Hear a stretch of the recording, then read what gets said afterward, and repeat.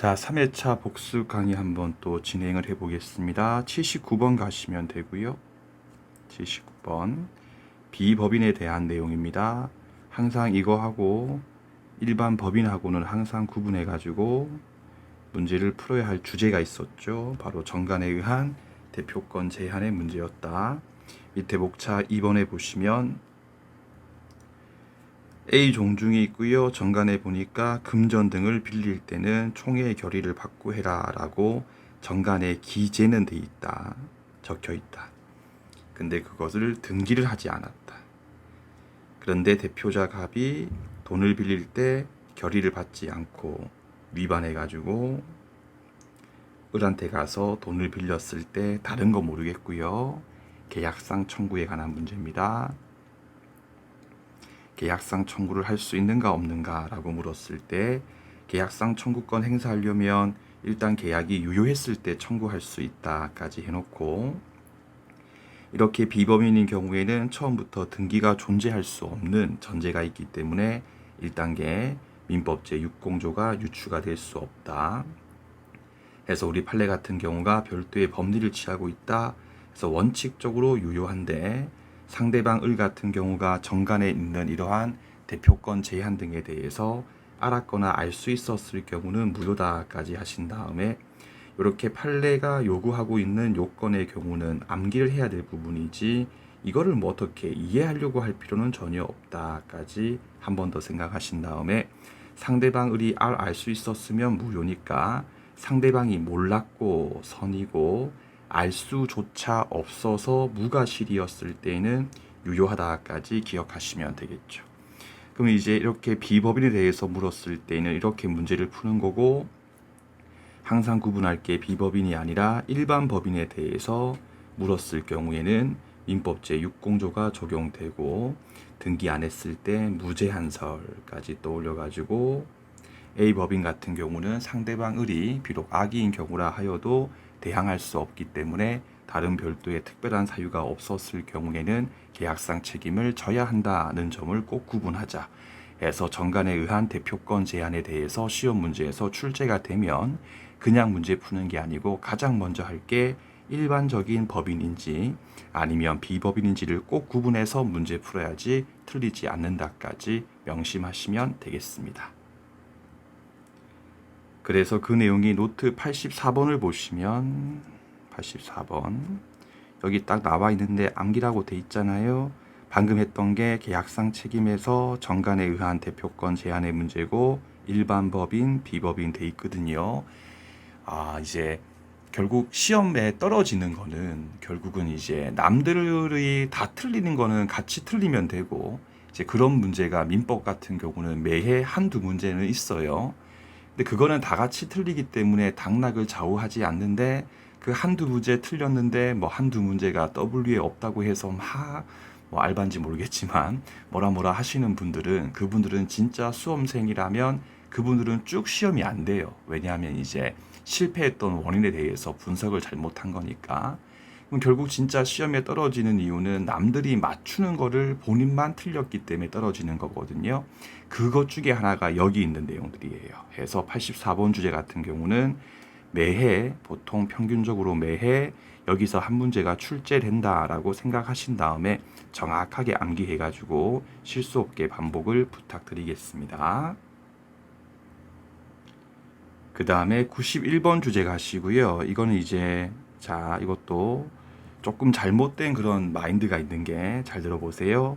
지금 여기서 공부하는 거는 특정 승계하고 이제 포괄 승계인 매매하고 상속에 대해서 공부하고, 쉽게 얘기하면 특정 승계의 경우는 그 특정 목적물만 이제 을한테 넘어가는 것이기 때문에 갑이 A한테 지고 있었던 채무까지는 승계되지 않기 때문에 A가 을한테 돈 갚아줘, 을이 A가 을에게 1억 채권에 대해서 을에게 돈 갚아줘 라고 행사할 수는 없는 거고, 포괄 승계 중에 상속이 됐을 경우에는 포괄적으로 여기 있는 아버님 갑의 모든 권리 의무가 상속 포위 같은 별도의 특별한 사유가 없었을 때는 상속인한테 이렇게 승계가 되기 때문에 민법 공부하실 때 상속인은 아버님 갑과 동일인이다. 이게 아주 중요한 말이었죠.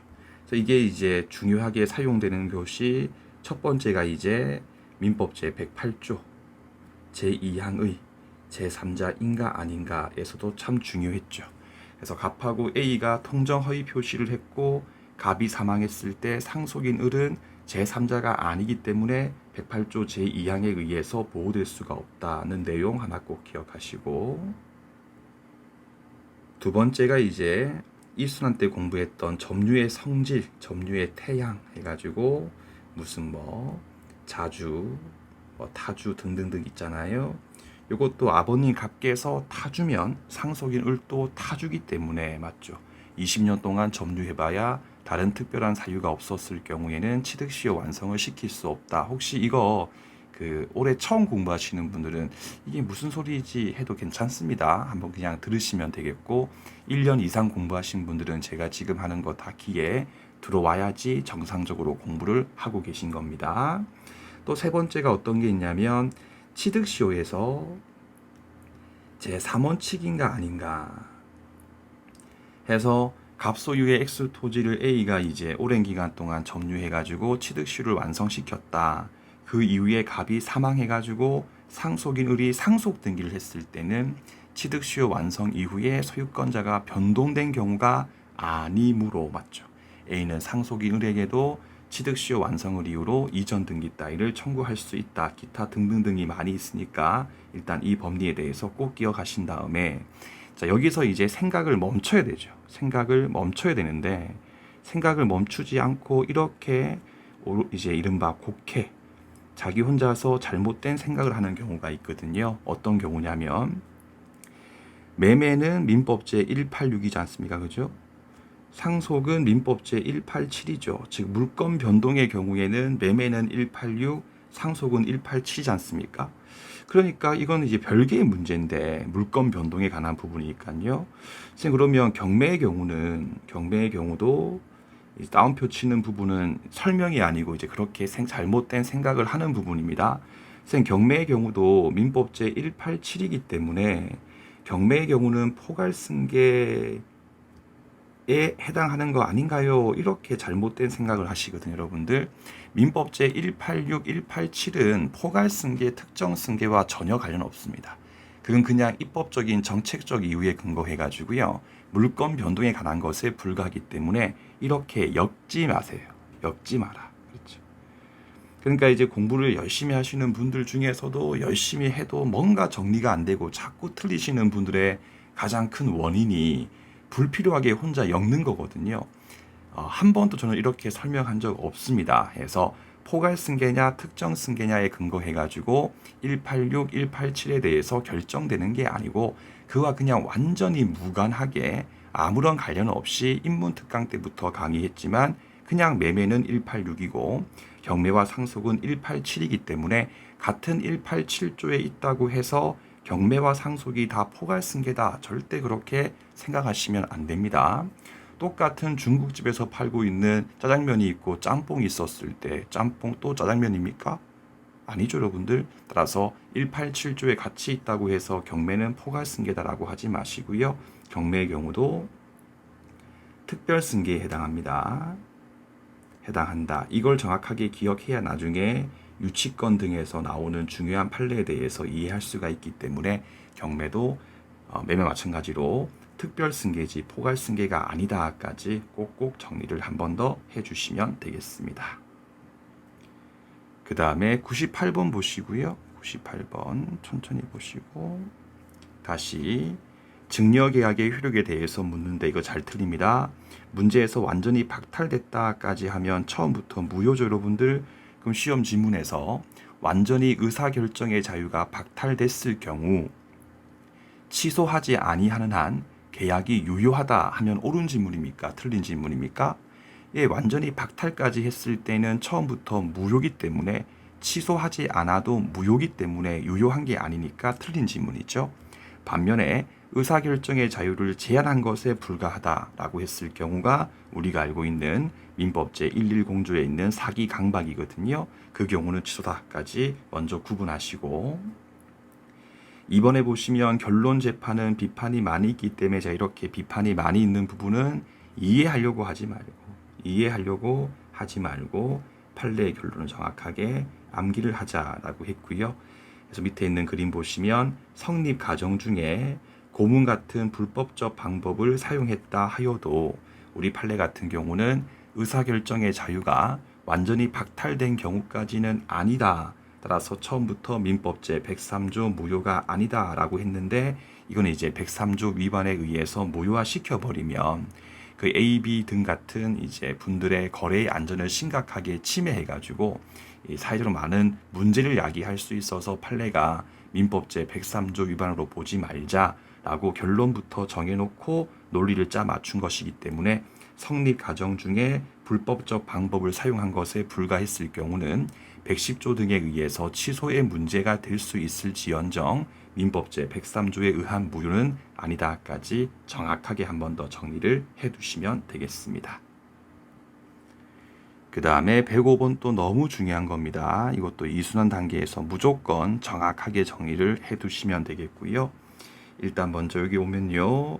조문 본문은 기억나시죠? 반환청구권 행사하지 못한다라고 했을 때 불법 원인의 의미가 무엇인지에 대해서 우리 판례 같은 경우는 민법제 103조에 의한 무효의 경우로 국한시키고 있다. 따라서 똑같은 무효가 아니라 통정 허위 표시에 의해서 무효이거나 단순 강행 규정 위반, 예를 들면 부동산 실명법, 부실법, 무슨 어법 같은 단순 강행 규정 위반에 의해서 무효에 불과했을 경우는 103조에 의해서 무효가 아니기 때문에 요건 기읍번을 충족하지 못했으므로 본문이 적용되지 않는다. 이꼴 민법제 741조에 근거해가지고 반환청구권 행사할 수 있다까지 기억하시고, 두 번째 급여라고 하는 것은 종국적인 급여를 의미한다. 그럼 종국적의 의미가 뭐냐? 국가의 도움이 필요 없는 상태를 말한다까지 하신 다음에 밑에 여러분들 그 106번에 나와 있지만 이렇게까지 뭐 길게 할 필요 없겠고요. 바로 하나만 도박 채권을 담보하기 위하여 저당권을 설정했던 사안이었죠.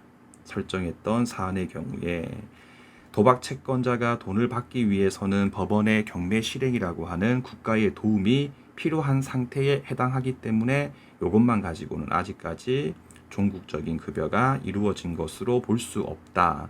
그러므로 요건 니은번을 충족하지 못했기 때문에 민법제 214조에 근거하여 말소 청구를 할 수 있다라고 하면 옳은 지문이고요.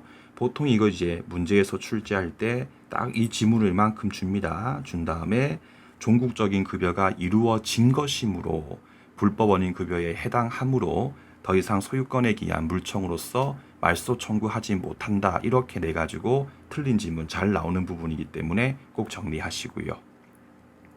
그럼 다시 한 번 더 이제 재항변 단계에서 불법성 비교론 해서 갑하고 을의 불법성을 비교했을 때 수익자 을이 훨씬 더 나쁜 놈이거나 혹은 단서 을만 나쁜 놈이었을 경우는 그때는 또 예외적으로 갑이 을에게 반환 등을 청구할 수 있다. 근데 사안의 경우에는 뭐 갑이나 을이나 둘 다 나쁜 놈이기 때문에 재항변 사유가 없으니까 사안의 경우에는 백척되는 것이기 때문에 갑 청구는 기각이다라고 기억하시면 되겠습니다. 그 다음에 108번 가시고요. 108번 보시고 여러분들 이중매매의 경우는 굳이 이제 우리가 시험 문제 풀 때 절대 파고들 필요 없는 부분이거든요.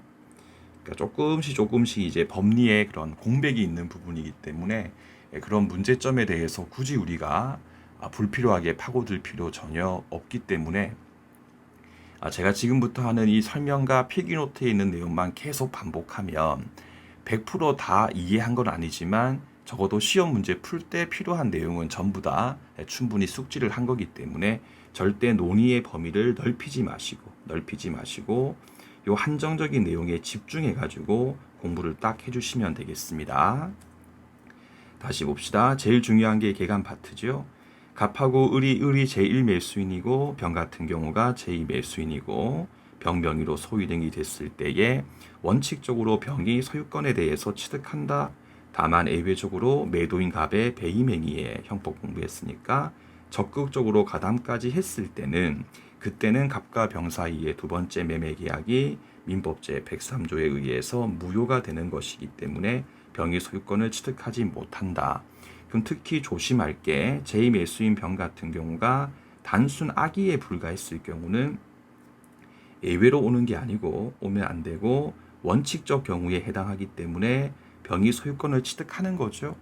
그럼 이 원칙에 여러분들 병이 소유권을 취득한다는 말은 병명의의 소유권 이전 등기가 유효하다는 말이죠. 그 경우에는 더 이상 병명의 등기에 대해서 말소 등을 청구하지 못한다까지 기억하시면 되겠습니다. 그래가지고 이제 어설프게 공부하신 분들이 바로 틀리는 게 로마자 2번이죠. 원칙적 경우에서 을이 갑을 대위해가지고는 말소 청구할 수 있다고 하는 그 판례 내용을 그냥 외워버리니까 원칙적 경우를 딱 주면서 을이 갑을 대위해서 병명의 등기에 대해서 말소 청구할 수 있냐 물으면 할 수 있지 이렇게 문제를 푸는 거죠. 그 기본서에 있는 대위해가지고 말소 청구할 수 있는 경우는 옆에 있는 예외적으로 배임행위에 적극적으로 가담까지 했을 경우를 전제로 하는 거거든요. 따라서 원칙적 경우에 해당하면 병명의의 등기는 분명히 유효한 등기고 무효 등기가 아니기 때문에 대위를 해서 절대 말소 청구를 할 수가 없다까지 꼭 두 개를 구분해서 문제를 푸시면 됩니다. 반면에 예외적으로 배임행위에 적극적으로 가담했을 경우에는 맞죠? 제1매수인 을을 보호하기 위해서 갑하고 병 사이에서 이루어진 두 번째 매매 계약은 민법제 103조에 의해서 무효가 된다. 그래가지고 병명의의 등기도 무효 등기가 되는 것이고 민법제 103조에 의해서 무효는 절대적 무효이기 때문에 설사 정의 선의인 경우라 하여도 별도의 권리 취득의 원인, 점유 취득 시효 완성 등의 특별한 사유가 없다면 선의만 가지고는 보호될 수가 없다까지 하나 기억하시고 두 번째, 을 같은 경우가 병한테 직접적으로 소물청 행사할 수 있냐라고 물었을 경우에는 소물청을 을이 병한테 직접 행사할 수 있냐 물었을 때는 을이 단 한 번도 자기 명의로 소유권 이전 등기를 한 적이 없기 때문에 아직까지 을이 X 토지의 소유권자가 아니지 않습니까? 그럼 직접은 행사할 수는 없고 을이 이렇게 갑을 대위해가지고는 말소 청구를 할 수 있다고 보는 게 판례의 입장인데 요 대위 말소 청구를 인정하는 부분에 대해서 약간의 비판이 있었다. 어떤 비판이었냐?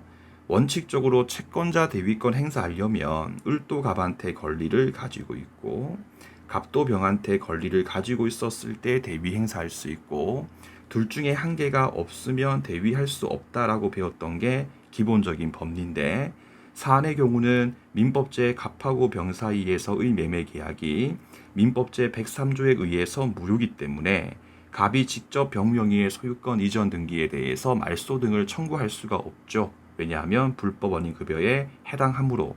근데 어떻게 을이 갑을 대위 행사할 수 있냐라고 하는 비판이 있긴 하고 그 뒤에 저의 뭔가 수업 시간 썰이 있지만 그 썰은 시험 문제에서 안 나오니까 필요 없다.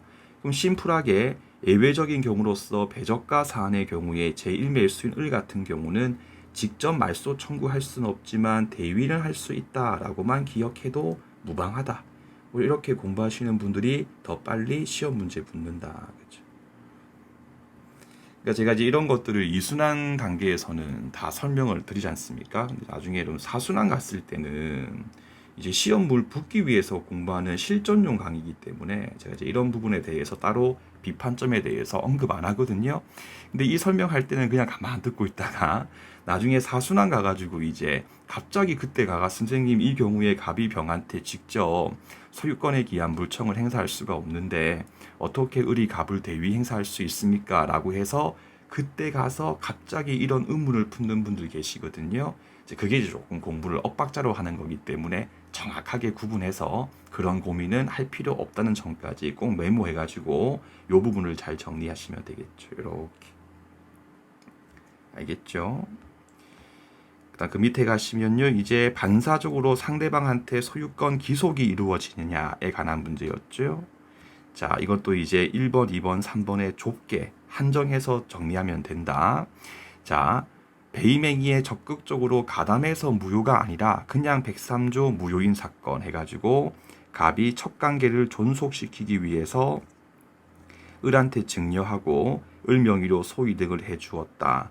요 경우에는 반사적으로 을에게 소유권 귀속이 이루어지기 때문에 맞죠. 병명의에 무효 등기가 있었을 때 말소 청구할 수 있다라고 하시면 되겠고요. 2번은 사실은 시험 문제에서 직접적으로 출제될 가능성이 없는 부분이기 때문에 참고만 하시면 되고, 밑에 있는 3번 빌딩 헐값 사건 같은 경우는 아직까지는 크게 나온 적 없는데 조금 이해가 필요하다. 다시 해볼게요. A 법인이 있고 X 건물이 있었고 그 법인 소속 직원인데 그 X 건물에 대해서 임대 매각 등을 맡고 있는 직원이었죠. 이때 을이 갑 직원한테 배임 행위에 리메이트 뒷돈 주고 적극적으로 가담해가지고 매매 계약해서 을 명의로 소이등을 했다. 한편 병 같은 경우가 무단 점유 중인데 실제 사안은 임대차 계약이 종료했고 더 이상 뭐 병이 뻗을 수 있는 건덕지, 동의한 건 등이 전혀 없는데 그냥 무단 점유를 하고 있었다. 이 상태에서 을이 병을 상대해가지고 소유권에 기한 물청을 행사했을 때 요때 반사적으로 을한테 소유권 귀속이 이루어지기 때문에 을이 병한테 소유권에 기한 물청을 행사할 수 있는 거 아닌가, 그렇게 생각하지 말자 해서 배임행위에 적극적으로 가담해가지고 무효가 된 사안의 경우에는 A 법인의 이익을 보호하기 위하여 특정인 A 법인의 이익을 보호하기 위해서 무효화시킨 건데, 반사적으로 을한테 소유권 귀속을 인정해버리면 대법원이 A 법인을 놀리는 거다. 맞죠? A 법인아 널 보호해 줄게 무효야 라고 해놓고 또 어쩌냐 상대방 을에게 소유권이 갖는 걸 그렇게 할 수는 없다 해서 부첩 사건의 경우와 달리 배임행위에 적극적으로 가담해가지고 무효가 된 사건의 경우는 반사적으로 소유권 귀속이 되지 않는다. 따라서 아무리 병이 무단 점유를 하고 있다 하여도 청구 원인 1번 단계에서 을이 소유권을 취득한 사실이 인정되지 않기 때문에 을은 병한테 소유권에 기한 물청을 행사할 수 없는 것이고, 이렇게 무효인 경우는 취소의 경우와 달리 확인의 이익만 인정된다면 실체법상으로는 아무나 무효임을 주장할 수 있기 때문에 병도 네 을 명의로 했던 네 등기는 무효 등기다라고 병 같은 경우도 무효임을 주장할 수 있다까지도 함께 정리를 해주시면 되겠습니다. 자, 추인에 관한 부분도 그냥 시험 문제 풀 때 민법제 103조에 의해서 무효인데 추인할 수 있니? 라고 물으면 그냥 못한다 라고 하시면 돼요. 다만 이제 우리 판례 중에서 이렇게 배임 행위에 적극적으로 가담했던 사안의 경우에는 A 법인의 이익을 보호하기 위함인데 A 법인 스스로 무효 원인이 종료하고 난 다음에 스스로 추인하는 것은 괜찮다라고 본 판례가 하나 있다까지 기억하시고, 3번 또 잘 보세요 여러분들. 갑이 이제 X 토지의 원소유자이고 을 같은 경우가 취득시효에 대해서 완성을 시켰는데 갑의 배임 행위에 병이 적극적으로 가담해가지고 병 명의로 소위 등을 친 거예요. 그럼 똑같이 민법제 103조에 의해서 무효인데 그 판례 사안은 을이 추인했던 사안이 아니라 원소유자 갑이 103조에 의해서 무효인 매매 계약에 대해서 추인할 수 있는지 없는지를 묻고 있는 거다. 그럼 사안의 경우에 배저가에 의해서 무효화시키는 이유는 갑을 보호하기 위함이 아니고 을을 보호하기 위해서 103조에 의해서 무효화시킨 거기 때문에 물론 판례가 없지만 을이 스스로 괜찮다라고 추인하는 거는 아마도 인정될 겁니다. 하지만 시험 문제에서 나오지 않는 이유가 판례가 없기 때문에 출제 못하고, 판례가 있는 사안은 을이 아니라 갑이 추인했던 경우거든요. 그럼 갑은 이 사안에서 보호하던 주체가 아니기 때문에 당연히 갑 같은 경우는 추인을 못한다. 그래서 이 3번의 경우도 제가 좀 답답한 게 뭐냐면 이렇게까지가 설명했는데 또 나중 갔을 때 이렇게 말씀하시는 거예요. 선생님 3번 지문의 경우도 배임행위에 적극적으로 가담한 사안이기 때문에 추인할 수 있는 경우 아닙니까? 라고 하시는데 다시 정확하게 공부를 하셔야 됩니다. 정확하게. 그냥 무작정 추인을 아무나 할 수 있는 게 아니라 배적과 무효화시켜서 보호코자 했던 자가 추인할 수 있는 거거든요. 근데 이 3번 사안의 경우에는 그 보호코자자가 을인데 을이 추인한 게 아니고 갑이 했던 사안이기 때문에 갑 같은 경우는 추인을 할 수가 없다까지 꼭꼭꼭 기억을 하시면 되겠습니다. 그래서 다시 노트 104번 가보시고요. 104번 가보시고 요거 무조건 정확하게 메모해서 암기하시고요. 다시 그냥 민법제 103조에 의해서 무효다. 부첩 사건의 경우에는 첩에게 소유권 기속이 이루어지고 그냥 추인 못한다 하시면 돼요. 근데 배적가 사안의 경우에는 기속되지 않고요. 추인할 수 있다까지만 보지 마시고 제발 여러분들 부탁드리겠습니다. 특정인만 할 수 있다. 알겠죠? 따라서 취득시효 그 사건에서는 을인데 을이 한 게 아니고 원땅 주인 갑이 했으니까 추인할 수 없다는 것이기 때문에 모순되는 게 아니기 때문에 특정인만 추인할 수 있다까지 정확하게 정리를 해주시면 되겠습니다. 해서 산만하게 3,000개를 공부하지 마시고 정확하게 1,000개를 공부하면요 100점 받지는 못해도 시험에 빨리 붙을 수 있다는 점을 절대 잊지 마시고 또 열심히 공부하시면 되겠습니다. 저는 또 다음 복습 특강에서 인사드리겠습니다.